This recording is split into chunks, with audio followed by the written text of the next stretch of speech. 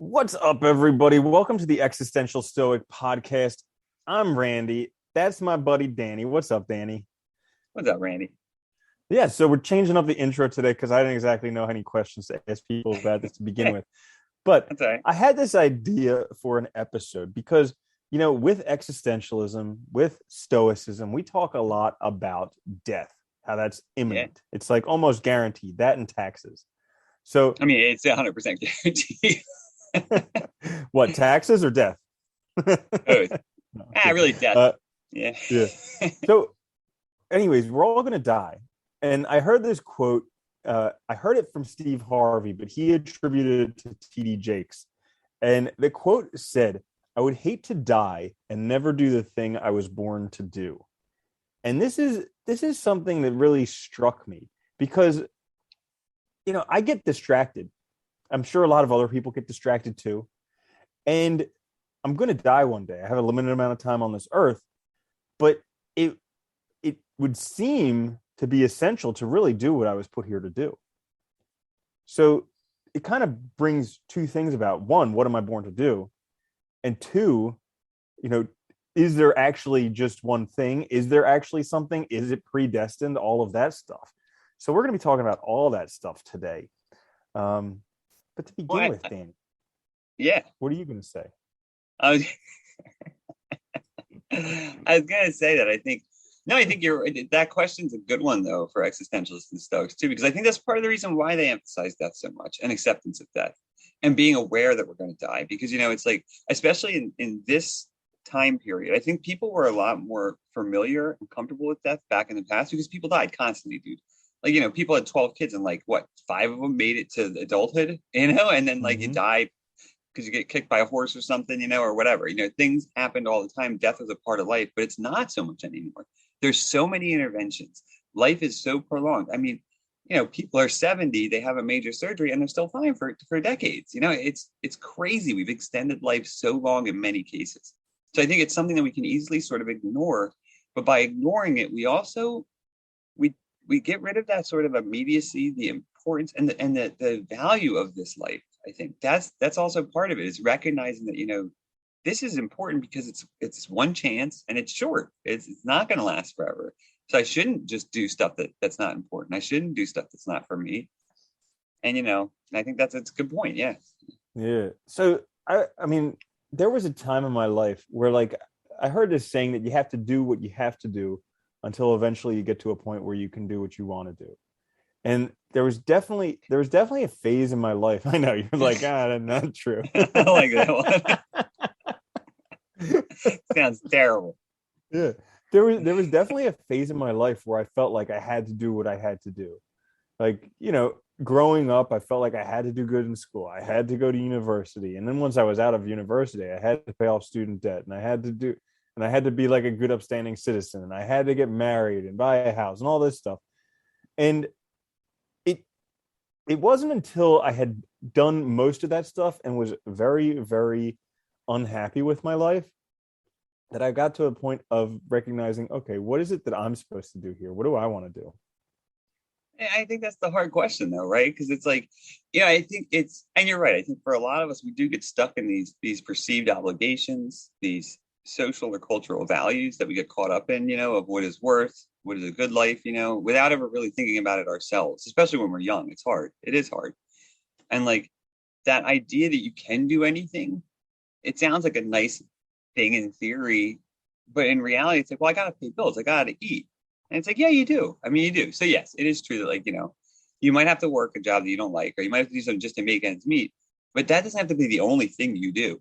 That doesn't have to be the end. Right. And I think this is where it's crucial to think about, like, what do you want? Because you can always be working towards that. It might not happen today. And, it's probably going to take time, but there's a way to make it happen. And I think that's as long as you're working towards it, you won't have that regret.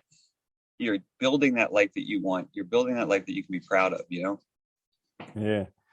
Yeah. So I'm sure a lot of people out there who are listening are like, but I just don't have time. I mean, I wake up, I go right to work, and I come home, have to cook for the kids, and then watch, 2 hours of Netflix before going to sleep. Like, I just don't have the time. Yeah. Yeah.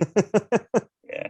So, I mean, the It is answer to hard. this one's kind of obvious. It's your favorite kicking horse. You know, Netflix and the distractions of social media, different things like that.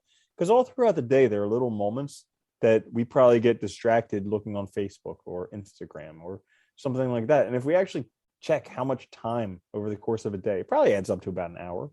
Now, an Well, hour a day isn't that much, but an hour of the day over the course of 10 years, that's something huge. you can do a lot with that. Not to mention too, I think keep in mind too when you do this math in your head, because I think a lot of us like I like watching TV, I like movies, right? Keep in mind that all the streaming services have the autoplay so that you don't stop watching because you're way more likely to keep watching if the next episode starts immediately, right? So you'll binge it. All these social media, everything, they have very intelligent people working on how to get you to stay on that page, to keep clicking, to keep scrolling. So, I mean, if you keep that in mind, you remind yourself that they are working against you to distract you as much as possible. And I think, so there's nothing inherently wrong with any of it, I think, but it's like moderation, right? I think for a lot of Mm-hmm. people too, if you think you don't have time, one of the things I started doing was routine your day out so that you know what you have to do. Like if you got to go to work from 8 to 5 and in the morning you need to eat, you need to get up and take a walk or something, take care of your kids, whatever, routine it out so you know exactly how long these things take so that you can look at your day and you say, okay, I know and I can comfortably do it. I know that from 6 in the morning till say 8 at night, I got to do stuff. But if I do that stuff correctly in the right way, it all gets done. Everybody's happy. I set aside time for all the things that are important, whatever. Then 8 to 9 maybe is mine, and maybe that's my time to do something. I might be tired, but at least it's my time. And if I do something interesting, I'll be energized, right? And I can keep at it. You touched on a good thing there because everybody's like, oh, I got to commute to work. And they end up listening to the news or to some Oh just God, talk yeah. show that's just like senseless, blah, blah, blah. And if you listen, the average person in America on their commute to and from work, if they just listen to educational material, in 3 years, they get the equivalent of a 2-year degree. Yeah, So yeah. if you think you need to go back to school or get an associate's or whatever it is, just listen to good educational material in Oh, your dude. car. Yeah. No, you know what? That's such a good point because you know what? You're on a walk in your car, listen to books on tape, listen to podcasts or whatever that's educational. Because the other thing too is it's a great way to figure out what you want to do. Because if you don't know for sure what you're after, but you listen to a bunch of stuff in wide interests, you might find yourself starting to veer towards certain things. And that's a good indicator, right? I found out, I mean, I've known that myself too, I started doing things and it's like I found out I love, I mean, I always knew I liked technology, but I love programming and stuff. It's so fun. So now I'm doing that finally, and it's like those kind of things. I think we have to become aware of the fact and acknowledge that that's what we really want, that we are really interested in it. And once we acknowledge that, you just start making headway. Yeah. Yeah. I think it's important to kind of go after things that you're afraid of. Or at Yeah. least at least for me, that was the thing because ever since I was young, I always thought being a hacker would be like the coolest thing ever. However, going to jail doesn't sound so great. But I mean, turns out nowadays there's a whole profession called ethical hacking, and you get to Yeah. protect companies from the bad hackers out there. And it's crazy because all the time I was like, oh no, I could never do that. And it's just like, well, why don't you try? And just like the more that I learn about it, the more that I do it, it's just like, wow, this is awesome. And it's totally something that's achievable. Well, I think you hit the nail on the head too. Is like, just why don't you try? What is stopping you? I mean, I think this is we talked about Marcus Aurelius's meditations, and he talks about making yourself aware that you're going to die. That thought should be crucial. It's an important thing to think about, to reflect on your own death, the fact that life is impermanent. The existentialists talk about it all the time as well, and part of that is because it's supposed to also make you think about your life differently. Like, why aren't you doing the things that are important to you? Why aren't you taking action? Why aren't you trying to live your best life? Why aren't you trying to be the best person you can be? What is stopping you? What really is stopping you? Because I think most of us, it's our own fears, our own concerns, our own sense of obligations, our own skewed sense of correctness or rightness that's getting in our way and blocking us and limiting us.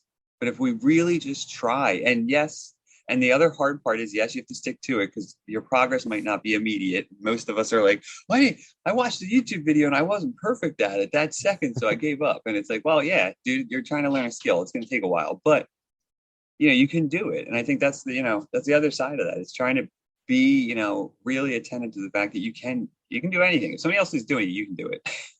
Yeah. So I think there are two big questions that came up, at least to me, when I was looking at this question. Like, I would hate to die and not do the thing I was really born to do. The first is, how do I know what that thing is? Yeah. And the second is, am I doing enough? Those are like the two big questions that came up for me, because I think with each attempt, I get closer and closer to figuring out that thing that I was born to do, or at least because it's never a finished thing until my life is over anyway. So it's kind of just like waypoints along the way. So like I do something that gets me to be able to see a little bit further, and then I can do more. So there's that. But then I'm like, okay, but am I doing enough? Because other people have done more, and when is enough? Yeah. That thing.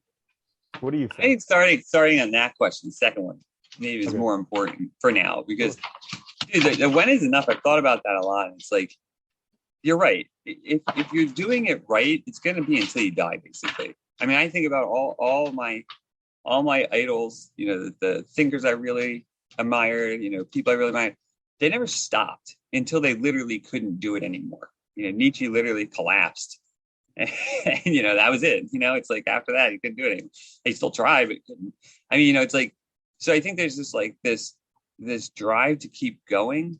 And so I think it's just that to recognize that the more you do, the more opportunities you create, the more you can see things differently and in unique ways, the more you're likely to do. And things change over time. So you might change your direction and stuff. That's okay. So I think as long as you keep working towards it, you're never going to be upset because you're never leaving anything undone. Does that make sense? Maybe that's a way to look at it. Like, not look at it like, am I doing enough, in the sense of like, is each day filled enough with enough crap? Because I don't know if that's healthy, because you get to the point where you just do nothing but try and strive for work, right? And you do want other things in your life, other values, but trying to recognize what really matters to me, orienting my life around that, and leaving nothing undone. Maybe that's a better way to think of it. Mm-hmm. So like, if you want to do something, starting it, right? And making sure you're working towards it, not leaving that undone. Don't wait. Don't put it off. If it's a matter of, you really value this person in your life, well, spend time with them. Don't put that off. Don't let other stuff get in the way. But the trick is, though, you have to know what you value, because, otherwise you can go all over the place. And I think this is knowing ourselves is the hard part too. Yeah, I think you make a really good point there. Is just kind of going after what it is that you want, or that you might even think you want. Because a lot of people have this whole someday plan. They're like, oh, when I retire, I'll travel. My bucket list. Yeah, exactly. And it's like, you never know. The problem is, you don't know when your bucket's up. Like, so, yeah. I always try and, I mean, we've talked about this before. Like, if I only had 6 months left to live, what would I regret anything? What would I want to get done? What would I spend my time doing those 6 months? And I think that's a really important question, because that puts your life in perspective, and then you can actually see what's important to you and what you're just doing. That's actually a great exercise too, which is, if you really don't know, if you're really unclear about your values, get out a journal, put at the top of the page, what if I had 6 months to live? A few pages later, but what if I had a year? A few pages later, what if I had 5 years? And a few pages later, what if I had 10? And then really try to imagine, what would your life look like if you had 6 months to live? If you had a year, if you had 5, if you had 10? Then read through them and look at, well, what does this tell me about my values? Am I family oriented? Am I achievement oriented? Am I doing the wrong career? Do I think I can make some progress in this area? Do I really want to try and make a name for myself? What is it that's driving me? And that could be a great way to kind of isolate that, Yeah. And then once you figure out what you would be doing, get after it, start doing it. Like, if you hate your job, start finding another one. Or if you really, I mean, if you had 6 months to live and you would go travel to every country in Europe, go do it. Like, figure out how to do it. Yeah. for all you know, you could have 6 months left to live. Yeah. And I think that's the hard part, though. I think it's like a big part of it is starting to stop. It's stopping that voice that says it's impossible, or that it's too difficult, or that you wouldn't know where to start. Because the fact is once you start, you'll find out where to start, and you'll find a way. It's always the case that once you start on something, you'll figure it out. You don't need, you just figure it out, and it might take some planning, and it might take some research, but you'll figure it out. Yeah, exactly. So like I heard this saying a while back and I wrote it down in my journal, the part that I read every morning. And it says, trust in the universe and take the next step. And like that. That's all you really ever have to do is just do the next thing. Because we get so overwhelmed. We're like, oh, I want to go travel and visit every country in Europe. And we're like, oh, but that's so much. Like you have to get a rail pass and then you have to book flights and the ATK tests and like, and it's just like, it gets overwhelming. And you just forget that it's really only one step at a time. So like you just figure out what's the next, what's the next step, and then just do it. And then once you get that done, what's the next step? And then just do it. And just trust that the universe has got your back. Yeah. No, I think that's the crucial thing too. You break everything down into small parts and it's manageable. It is. It always is. And I think that we focus on, instead of focusing on the steps in the journey, we focus on the end. And from right now in my current state to the end seems so insurmountable, because I'm looking at effectively a transition from me now to me transformed. But I'm forgetting that this transformation occurs in a journey, right? And slowly over time. So when I look at it slowly over time in incremental steps, it's no longer this dramatic transformation. It's a real life journey, right? That I can do. It's a path that I can walk down one step at a time, and I can get to the end. It's possible. It's funny too. I think a big thing of this too is starting to look at, like, really reflecting on what you want is also hard too, because you have to shut out the noise of others too. I think it was in Thus Spoke Zarathustra. I think Nietzsche's character Zarathustra says, somebody asked him about the way, and he says, "This is my way. What's yours?" That's how I respond to people who ask me about the way. And I think it's a really good point. Like, this is my path I'm walking. What's your path? And I'm not going to criticize you for your path. I'm not going to judge you for your path, but don't judge me for mine either, because this is my life. At the end of the day, I got to be happy with it. Well, I think you're spot on with that. It's like developing a thick skin to where, like, even if people criticize me for my path, that's totally cool because I'm loving it. Yeah. So like, da da da da da, like, I'm loving it. But it is, because you got to develop thick skin. Like I remember back in high school how it was so much more like you wanted to just kind of be, or at least me personally, I felt like I want to be so accepted by everybody and not criticized and not looked at as like weird or whatever. Whereas like nowadays, I just really don't care that much. Like, so what if I'm weird? What's normal? Broke and unhappy. I don't want to be broken and unhappy. Okay. So like, well, that's a bitch about being young though too. It's that desire to be in a group, right? You really want to be in the group. You really want to be accepted because you feel like that acceptance is also a validation of your value. But the fact is that's a lie. It's not the case, because it doesn't matter, because those values aren't your values, right? I mean, that's the bitch of it. But you don't learn that till you're older. I think that's the wisdom part. I mean, it really is. That comes with age. Yeah. Yeah. So I would hate to die and not do the thing I was born to do. I really like what you said about just making sure you're on the path. I think that's important. Well, I think, and walking your, well, like you said too, developing a thick skin. I was going to mention too, I'm glad you reminded me, was like, I think it's hard because a lot of us too, like the people we think we love the most in our lives that are closest to us are going to sometimes put up the most resistance. Like I try this myself. Like when people I love really want to try something and do something, I just support them. I don't think about the consequences. Like, I'll give you a good example. Like my partner, she got a master's and then she wanted to go into tattooing. And I was like, do it. Because I know you're going to be good at it. I know you'll like it. And who cares? Like, who cares about the other stuff that you already did? If that's going to do it. We'll figure it out. We will figure it out. It won't be that hard. It might be more difficult for a little while or something, but that's okay. Because long term, it's going to be worth it. And I think like try and think that way about how would I respond to somebody I loved that really had something they wanted to do, and then turn that back to yourself. Try to. And then Yeah. remember that, because when people are critical and when people are judge you or they say you can't do that, you're not smart enough and stuff, well, then ask yourself, do these people really give a shit about me? Do they really care about my happiness, or are they worried about their image or what they can talk about to their friends and whatever, right? Because Hmm. that's also, I think, a difficult thing. Yeah, absolutely. I mean, you gotta give yourself that love and acceptance that you're looking for, and you Yeah. give it to yourself enough, and then you have it, and everybody comes looking at you for it because you're already full of it. Yeah. Yeah. But I think alongside what you were just saying there with being supportive of other people is being able to recognize the toxicity of some people. And this is something that I've totally noticed with age, is that like Oh God, yeah. I pick up so quickly like the vibe that people are putting out. And it's so crazy how many people are just like brainwashed into just this toxic like news cycle, Yeah. negative, everything negative, and all they want to do is just keep going back to the negative stuff. And it's just like, wow, you really got to surround yourself with the proper people if you're looking to be on your right path.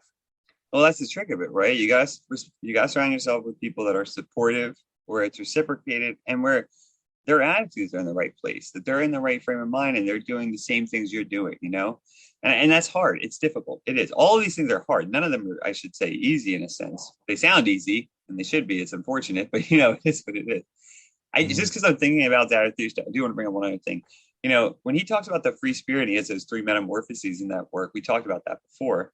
I always like that one of the most important ones is the from transitioning from the camel to the lion, because the lion says no, and the camel's carrying all the burdens of all these obligations of culture, family, the world outside of us, the external, and finally saying no to all that is the first step to creating your freedom, right?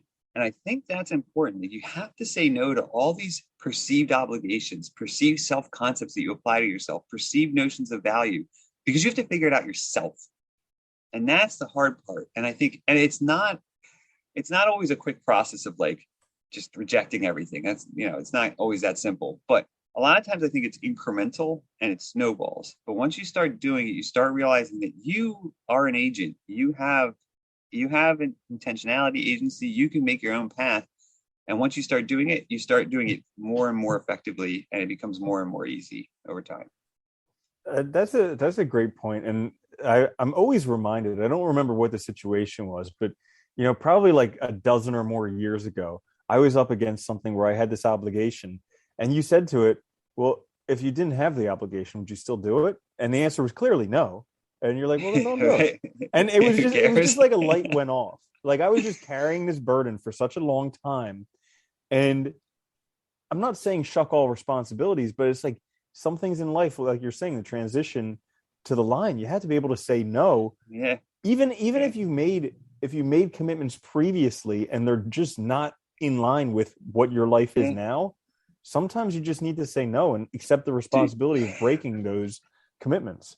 I started saying no so much. And like, it's funny because like people get mad at me in my life because I'm like, because like they'll tell me something, I'm like, you don't have to do that, right? Like, even if it's related to me, I'm like, you don't have to do that. I mean, one, I don't care. It's okay if you don't want to. If you have a reason, do whatever you got to do. But like, if it involves other people, like, and they're like, well, no, I said, I was like, they're like, it's not that simple. I'm like, it is though. You just say no. Who cares? What's gonna happen? What is like, and that's what I really think about. It. Like, what is this imagined consequence that's gonna happen? If the people really like you, they'll understand. They'll get over it. You Mm-hmm. know, and they'll learn who you are more, because maybe like, especially if it's like, I see it a lot with people feeling the urge to go out all the time. It's like, if you don't want to go out all the time, just don't. Maybe that's not who you Mm-hmm. are, and that's okay. The people that are your friends will realize it. It's just funny because it's like we build Well, this we like we blow up the consequences. Like we think. yeah. I mean, in Marcus Aurelius's Meditations, he was talking about like, let go of who you are, because no matter how powerful you are, you're gonna die and people are gonna forget you. And he's saying this as literally the most powerful man in the world at his time. He's Yeah. saying, listen, you're gonna disappear. Nobody's gonna care.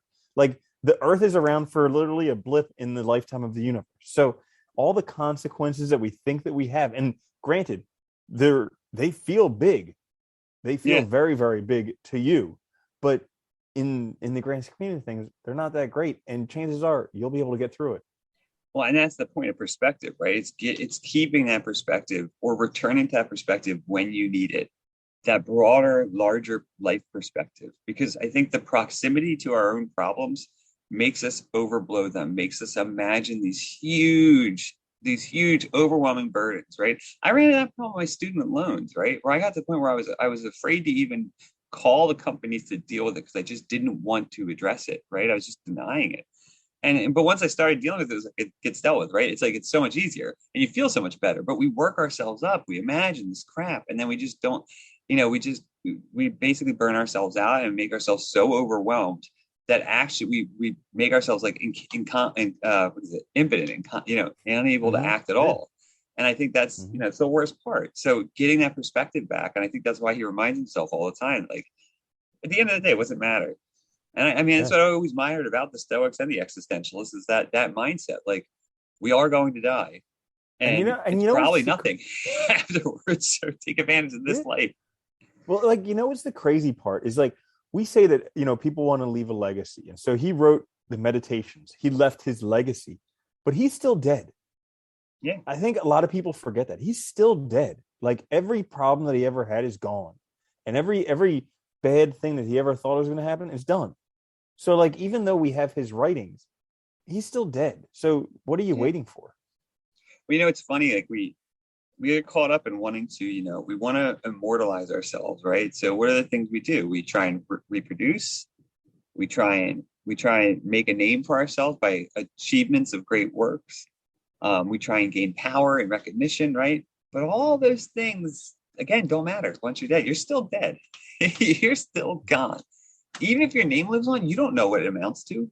And it's not going to last forever. It doesn't matter. Humanity doesn't last forever. And it's like, I think this is the funny thing. Like, even like, that's why you have to really get down to what's important to you. Because like, I see, it's funny, you see these people like with extreme wealth, unhappy. It's because guess what?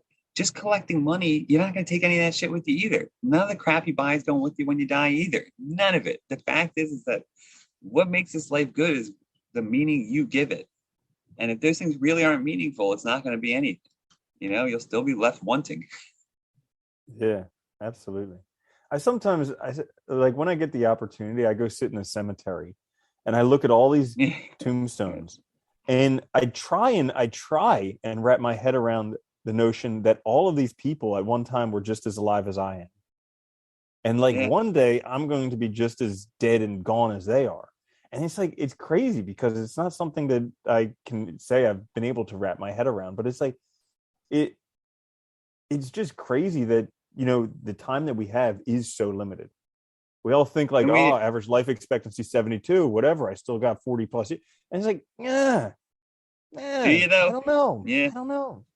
Well, and it's tricky too, because, it's like we want to trick ourselves into thinking that we have that time because that makes us feel better. It makes us be able to push it off. And it's like, but I think living with it is important too, because there's that side of it. Like, well, look, that is like, it's the great equalizer, right? We're all going to die. So what matters is what you do now, not then, not later, now, right? Right now. Mm. So, but it's also can be a lot. And I think this is where it gets you too. It can be a lot of pressure too, because this can also turn negative on yourself where you start beating yourself up because you're not doing those things now, right now. So it has to be a balance, I think, of recognizing that it should be a motivating force. It should be a force to get you focused on your path, finding it, keeping your eyes open, right? Being mindful of who you are, of what you want, of your values, and trying to pursue it and trying to create that life. And being, and I think part of that too should be being a good person. But that's me. But like, I think it's like finding that because it's the only way to really find meaning and make it meaningful. Because at the end of the day, it doesn't really mean anything. Yeah. It doesn't. Yeah. But I mean, you have a great point there now, because now is the only time we can ever act anyways. So Yeah. like, looking at it, like, what can I do now to move me in the direction of the life that I want? And that's And the tough thing, right? yeah, that's up to you. Answering it though, but that's you're right. That's the question you should be asking yourself. And if you feel stuck, I think, and this, I can say this, when I was really depressed, I think, one of the hardest things I found was taking action, right? And one of the things that really helped me with that was journaling, writing, because it was one thing I could do that in a sense was like, in a sense was a passive activity in the sense I wasn't physically acting in the world, but I was doing an action. And it really helped me work through things to make myself realize that, no, I can do something. And once you start doing one thing, the other things get easier as long as you just start doing them now. I think you have to like reaffirm your agency in the world, because it's so easy to feel like things are out of control, they're overwhelming, that we have no power, that we're victims, blah, blah, blah, blah, blah. And we make ourselves out to be just these like pebbles getting pushed around by the waves of the water in the stream, instead of being, a person standing in the stream who can walk in any direction they want. And I think once you realize that you're still a person, your agency comes back. And when your agency comes back, then you can start making your own path. And you can figure out all the other crap. Because all the other crap, I think, comes after that. Absolutely. Absolutely. Yeah. So I think that's pretty good. Answer some of my questions. I think as long, good. I mean, I was really inspired by the thing that as long as you're on the right path, and that makes so much sense, because as long as you're going in the right direction and you're doing it at a speed that you're comfortable with, like you're good, pushing yourself a little, yeah, you're good. Yeah, what more could you ask for? Mm-hmm. Yeah, I think it is important. You got to push yourself sometimes, right? I think that's always good, because it helps you learn your limits. And it also helps, I don't know, for me too, it helps me see like what else is really important that I don't want to miss out on, sometimes, because I confront those situations. And I'm like, I want to see them though. So then you got to, it helps you kind of reset your values still and keep them in mind. Yeah. Absolutely. It's a good cool. topic. So anything else you want to mention in this one? Yeah, it's good. It's a good topic. All right. I liked it. Well, thank you all so much for listening to this episode of the Existential Stoic Podcast, number 145, Before You Die. Hopefully you'll listen or watch this before you die, because maybe there's just some information in here that might help you out. It'll be hard to do after you die too. I know, right? So make sure to check us out on all the podcasting services. Also watch us on YouTube. I'm Randy. That's Danny. I'll catch you later, Danny. Hey, Randy.